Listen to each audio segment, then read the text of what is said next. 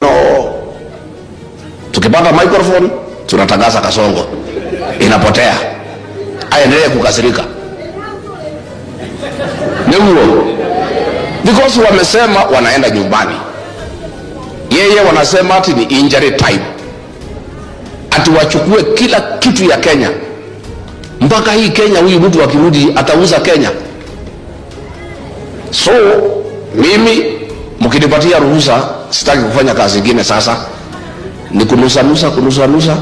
Nikisikia kuna kitu amepanga kuiba, natangaza, na nyinyi mnachukua kelele. Kama leo mawakili, madaktari wamepiga kelele, mpaka Duale amesema ati Nairobi Hospital ni private.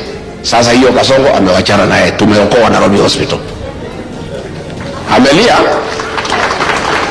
ala amemerageria mata ina moduti mungu. How much is enough, William Ruto?